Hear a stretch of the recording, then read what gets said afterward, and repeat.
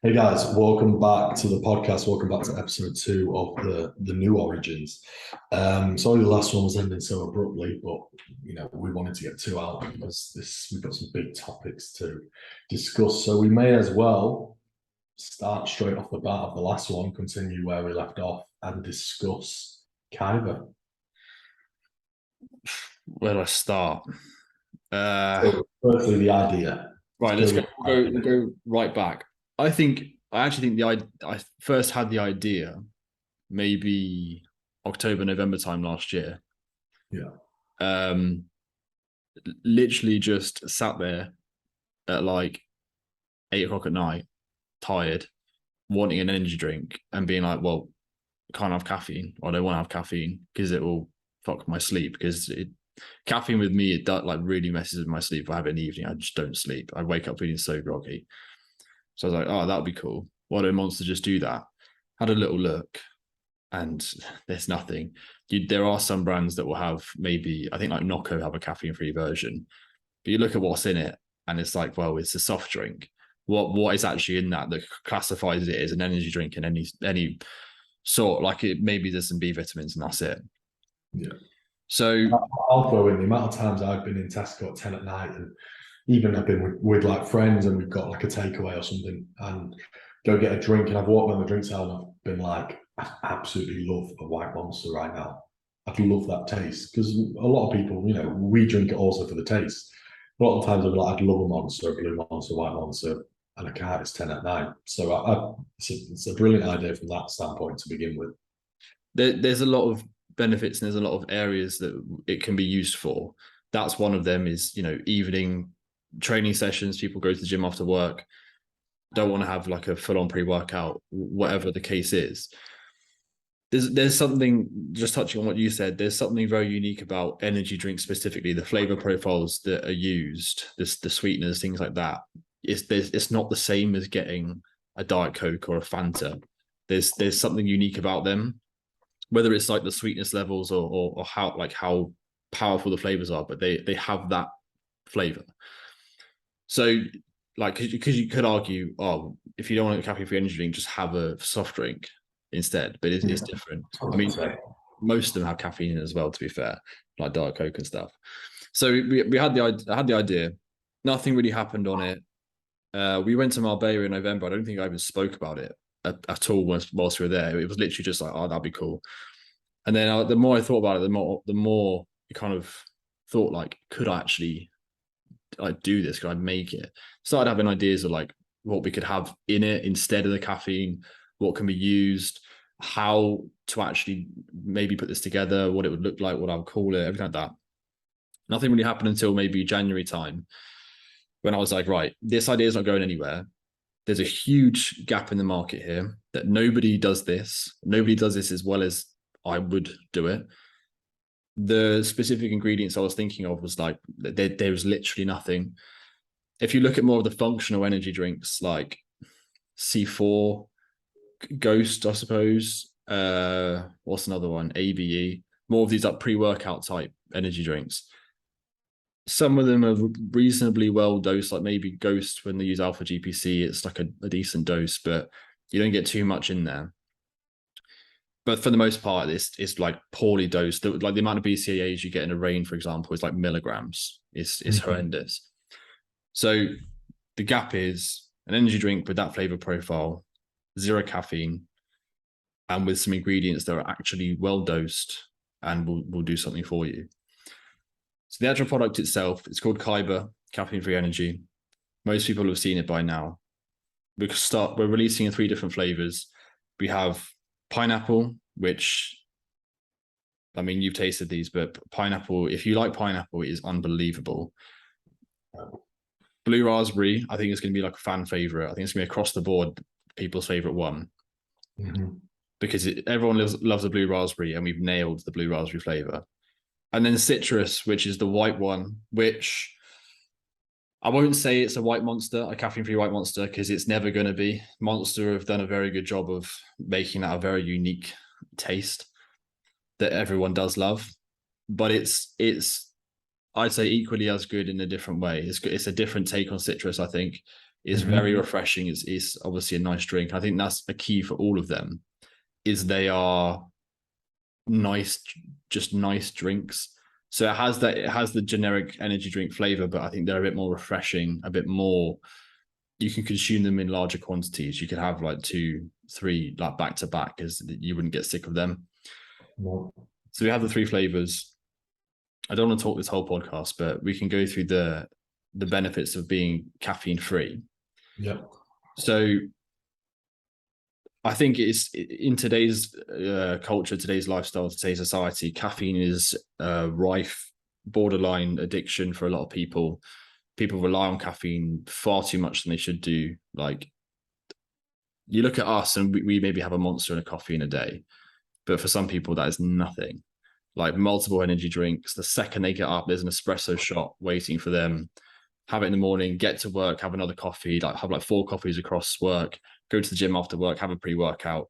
Like, we're talking about like a gram plus caffeine consumption in a day.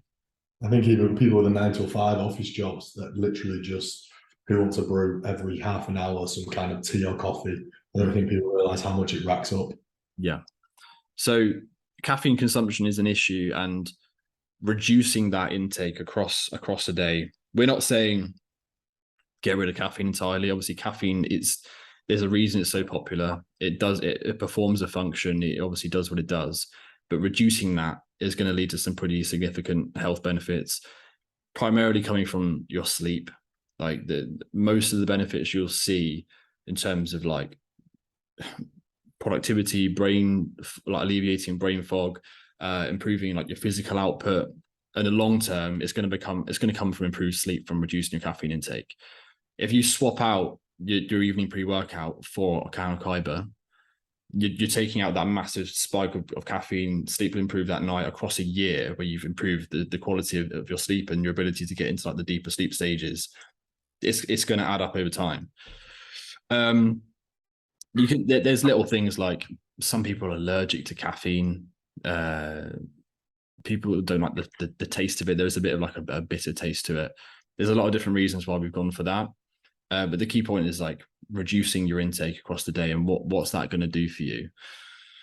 And then we go on to the actual ingredients themselves, like the functional ingredients. So what we've tried to do, we've tried to get an element. The thing is, it's hard to take away a stimulant from an energy drink and then replicate that feeling without adding something back in that does the same thing, which defeats the point of taking the caffeine out. Like, if we take the caffeine out, add in either a different stimulant or some sort of supplement that operates in a similar pathway on the sympathetic nervous system and whatever. Teacurin or something. Yeah, you might as well just get the caffeine in there. Caffeine free, but it's got teacurin in or something. It's in terms of what the product is, it's never going to be a direct replacement for a can of Monster. You're not going to get that same feeling because the caffeine's not there, so it's going to be different. Where we can come in and be different is have ingredients that will, one, have an acute short-term nootropic benefit, so you will feel more focused, like dialed in, more productive, like alleviation of mood. There will be a degree of energy boost from the ingredients we have, but the key point is long-term, these ingredients are going to massively improve brain health. Combine that with reducing your caffeine intake.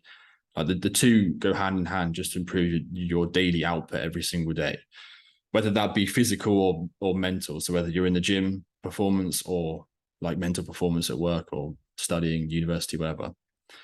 Ingredients we're using, we've got choline bitartrate, 1,000 milligrams, which I'll talk on a little bit because there's a reason we've chosen that one out of the different choline donors. Huperzine A, 200 micrograms. L-tyrosine, 1,000 milligrams.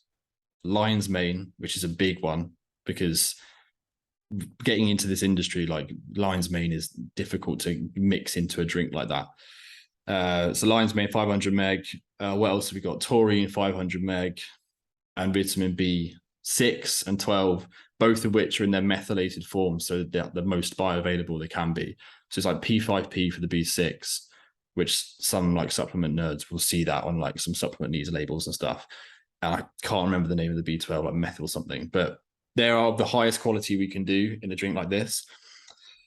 I don't know if you want to talk a bit about the ingredients. Obviously, you know about supplements and what they do and how they work, just so I'm not like literally talking this whole podcast. Well, just carry on, bro. It's your drink. You explain. You're the brains behind it. I know I've had a little bit of input, but carry on. Okay. Choline. I'll try not to keep it too long. Choline bitartrate is a choline donor. Choline is associated with memory at the forefront, but what choline will do once it gets into the system, into the brain, help produce acetylcholine. That's a neurotransmitter that will, like I said, it will help improve memory through like the connections within the neurons in the brain. That's obviously a long-term benefit, but there is an acute effect from that. There's 3 different types of choline donors. You have choline bitartrate, which is what we're using. You have CDP citicoline and alpha GPC. Like people that know about supplements will probably question why we haven't gone with either of those 2. Mhm. I'll be blunt. The CDP choline is so expensive; it's just not commercially viable, especially with what else we've got in here. And alpha GPC, there's some legals behind it in terms of applications and stuff. So that will come further down the line. We will improve to that because alpha GPC is much more bioavailable than choline bitartrate. But we have put the dose up to 1,000 meg rather than like 400 or 500 because of that, to account for it, because it doesn't cross the blood-brain barrier as easily. Huperzine A also acts on acetylcholine, slightly different. It limits the breakdown of it in the brain, so it blocks the enzyme acetylcholinesterase, which breaks down that neurotransmitter. So you got the combination of the 2 there, where you're increasing the production, limiting the breakdown, and keeping it in the system for longer. So it's going to provide more of a, like, you have that improvement in like nootropic effect, and then it'll kind of stay there as well. Mm-hmm.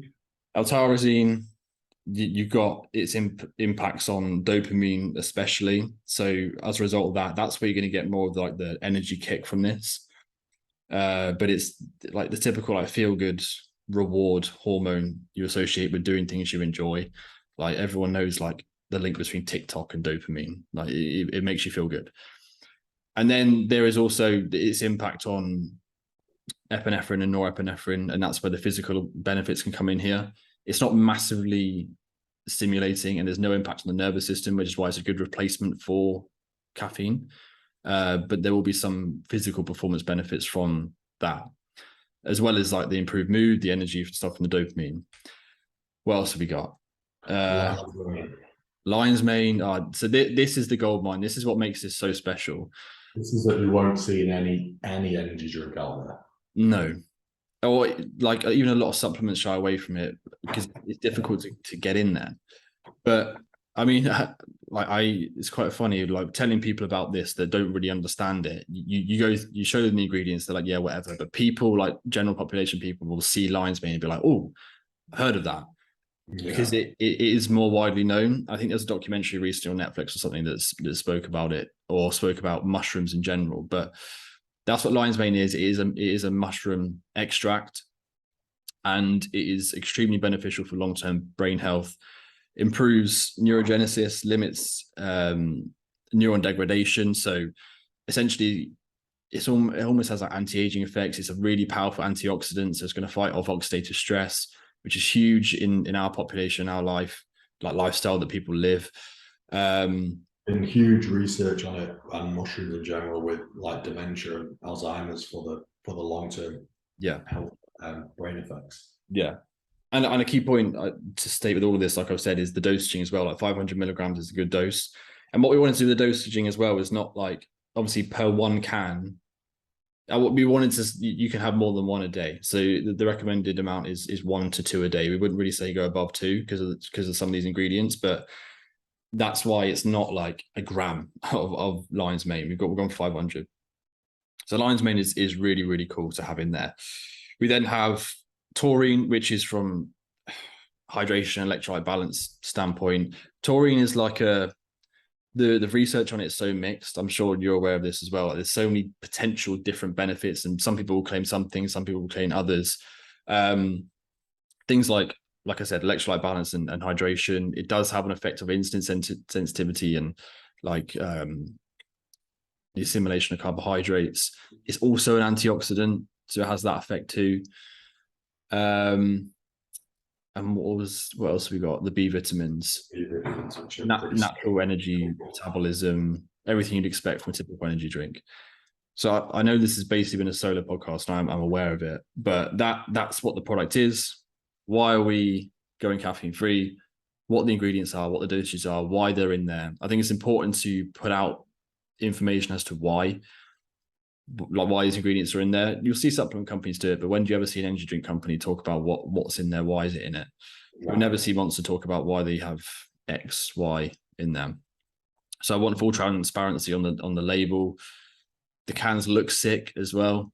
Anyone that's seen Kyba, the branding is on point.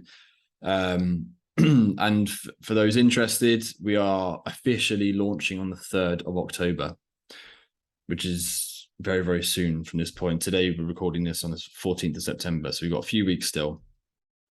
Don't know an exact time. We might do like a little early bird offer for people that sign up on the website.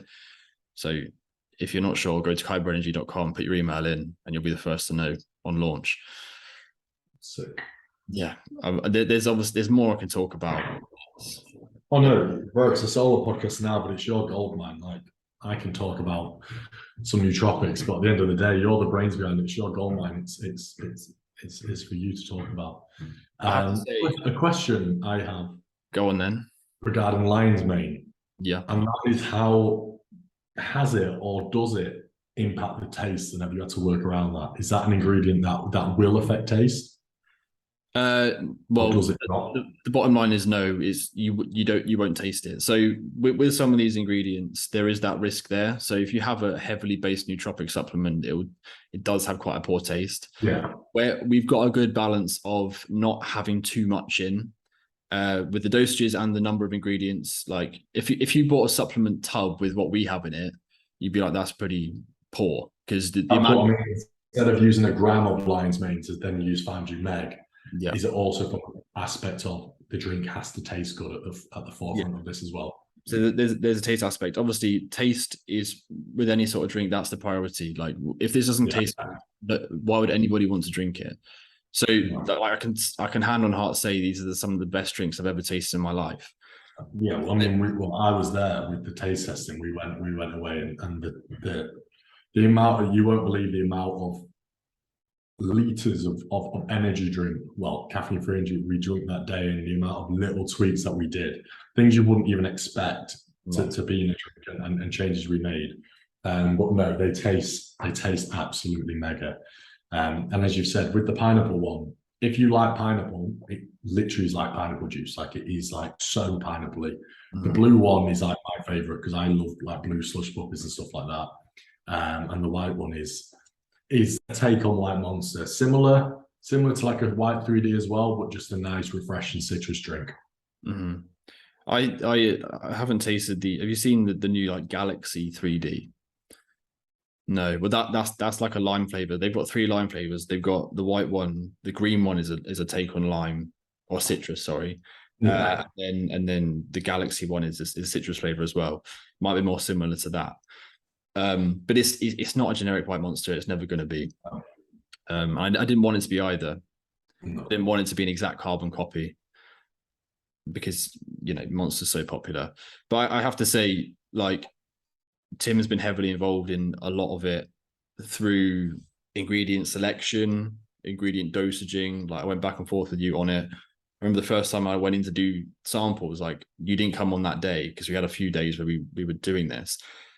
Going back and forth with messages like, should we add this, take this out? We did have some other ingredients in, which we pulled out, because it kind of contrasted what the drink was trying to be.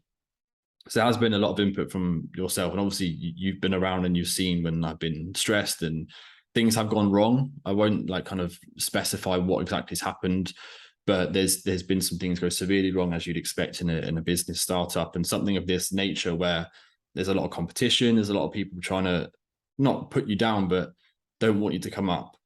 Yeah, that's the main one. Yeah, so there's a lot that's gone on, and Tim's been there all the way. Going back onto what you said about the lion's mane, the biggest thing that caused was like the coloring of the drink, which we just, like the citrus one, people will notice is a little bit of a darker color. It's not clear, and it's definitely not white like you'd get with the Monster.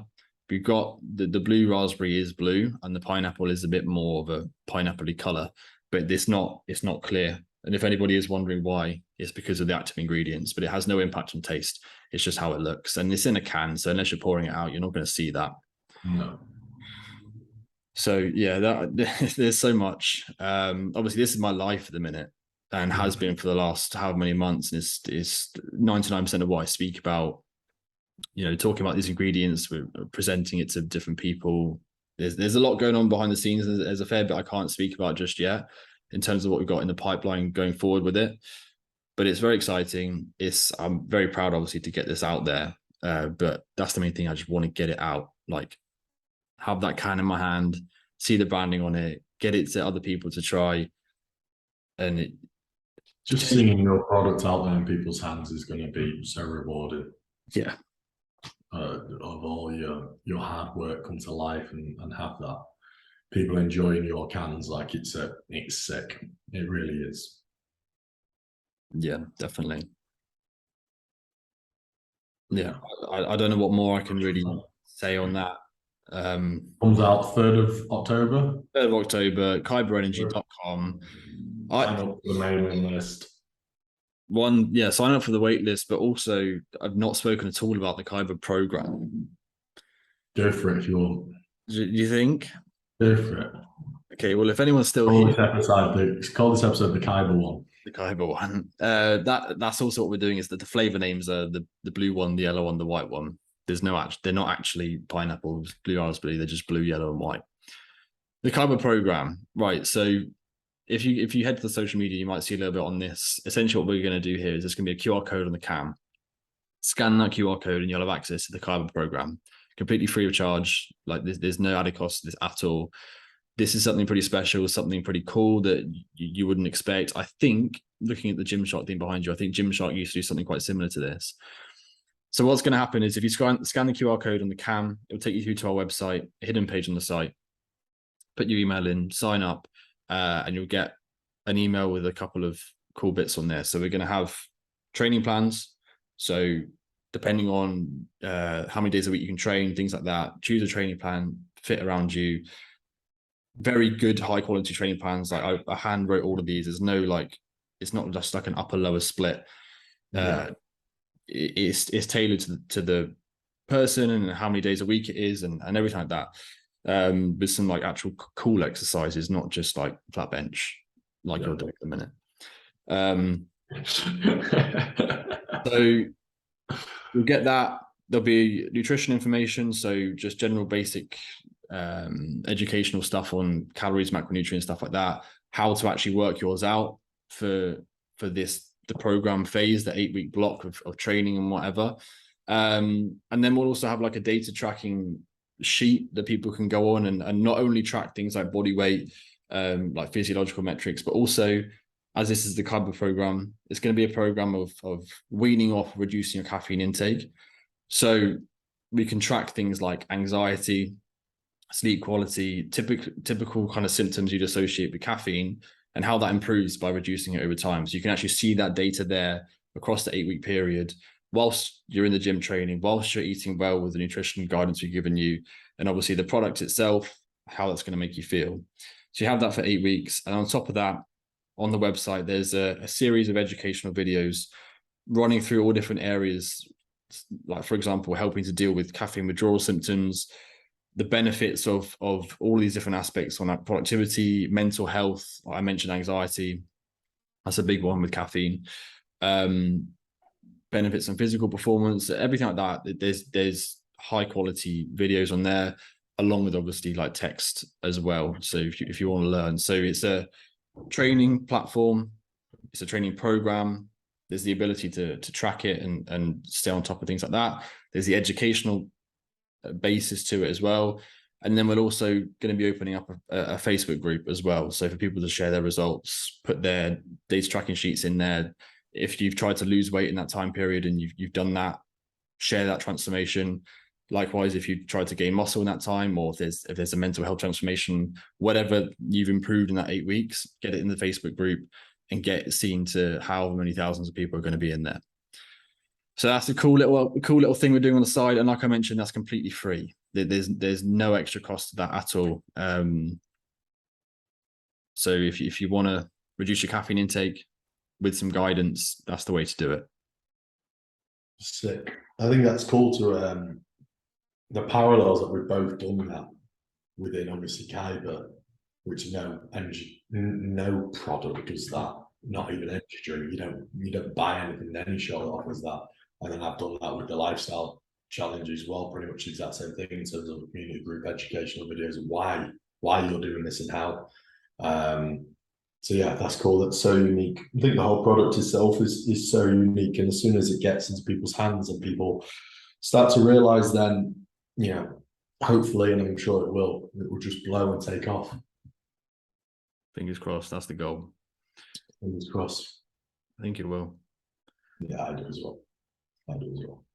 Yeah. So, like I said, there's some more things in the future I can't quite talk about just yet, but exciting things nonetheless.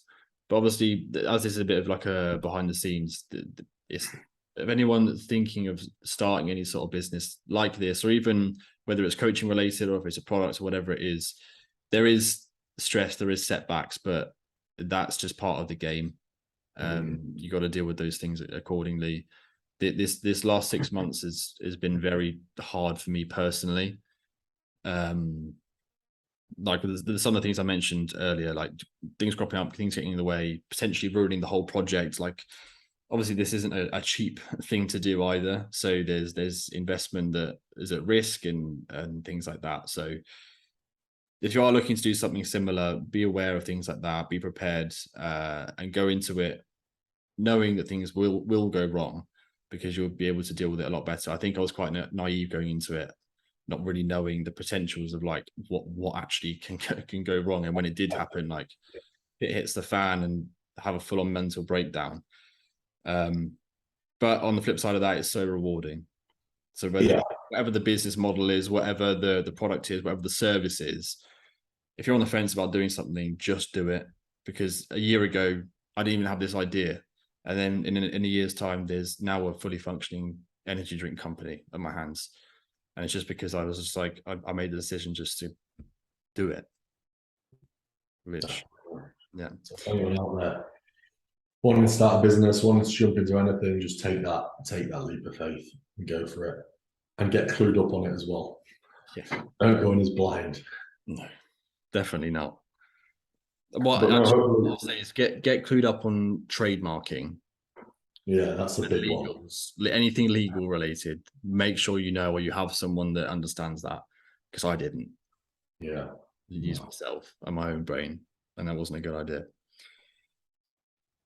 So yeah, hopefully everyone's enjoyed a little debrief and a bit of background information of how Kyba started and why and what it offers, the benefit it offers. And as I said, yeah, this isn't a plug, but make sure you go to the website and sign up, and you'll get some more info when it's dropping.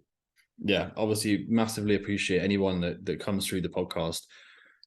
Should I do something for podcast listeners? If anyone's at this point in this podcast and like, listen, go for it. Top of your head. If you, what do we say? Like, right, if you DM me the word bulk, I'll know you got to this point in the podcast, and I might do something for you if you've gone through and bought an order. So yeah, bear that in mind. But yeah, massively appreciate anyone that's sat and listened through this spiel. This is my life at the minute, so that's all I'm thinking about. But from the next podcast onwards, we'll get back to normal chit chat. Like we've spoken about Kyba. There'll obviously be updates to this going forward, but I feel like I've just let out like absolutely everything that's gone on so far. People will be interested in that, because majority of people that listen will follow us and will have seen it evolve from the old Project X story to what it is now. Didn't even mention Project X. So everyone knew it as the longest time. Yeah. We've got 10 minutes, so should we just continue? Yeah. Go for it. What, in terms of like Project X, or? I just meant in terms of this episode.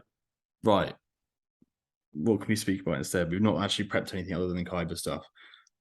In terms of Um, what we'll speak about you a little bit. What have you got coming up? You got any sort of like events, even not specifically like fitness events, like any holidays or anything planned? just come back. So just come back from 5 days in Ibiza, which was pretty heavy. Mm. That's me. That's me dusted. Unless an exciting one could be, obviously, I have Joe competing in the WNBF Supernaturals. Top three getting an invite to LA.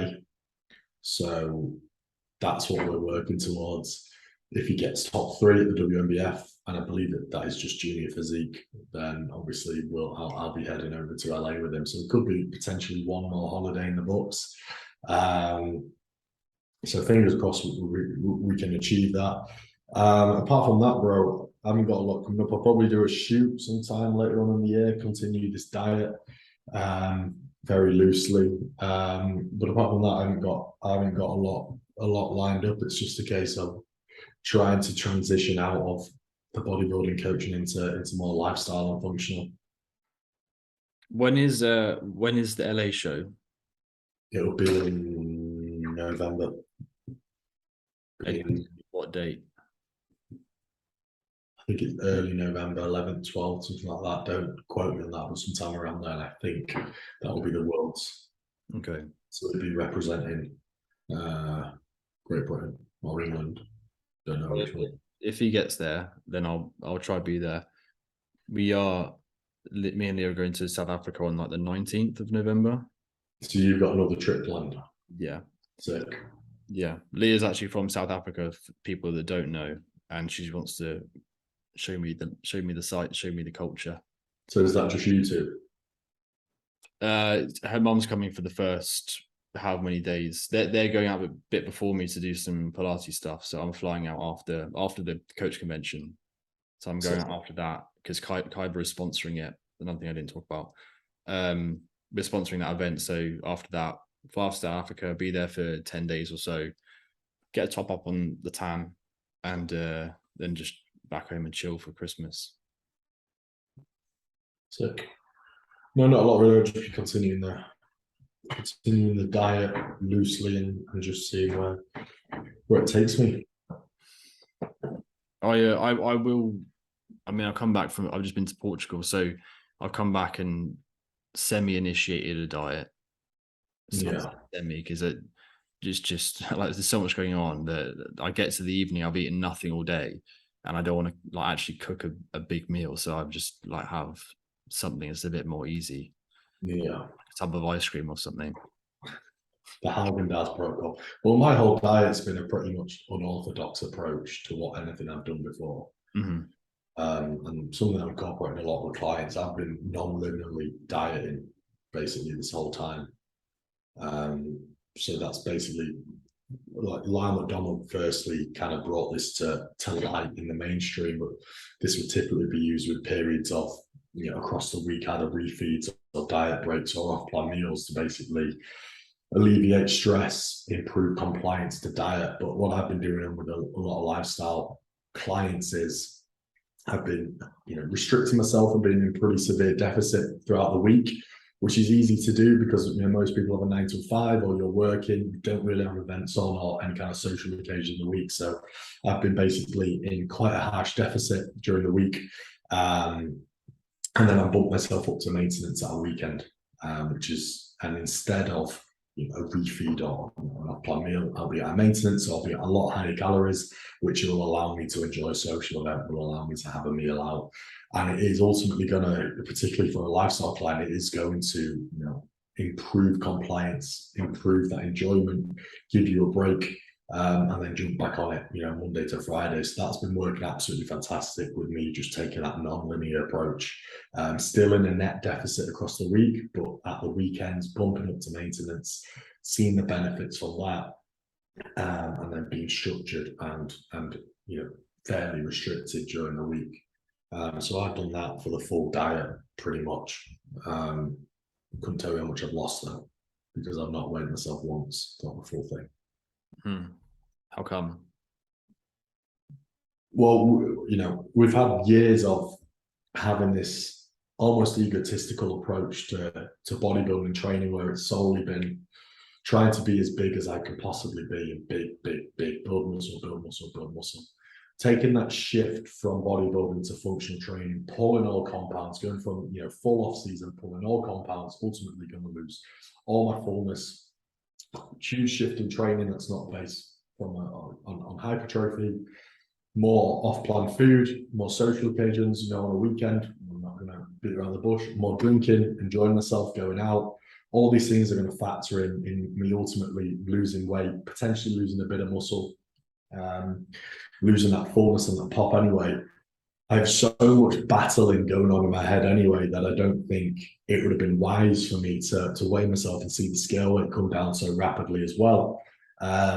So I just purely went visually every couple of days, obviously using myself visually, photos, mirror, and then just took it as a day-by-day approach based on performance as well, and just shifting that mindset from being purely trying to grow and be big to almost being leaner and performance driven. So actually, for the full diet phase, for anyone who's seen my transformation, didn't weigh myself once.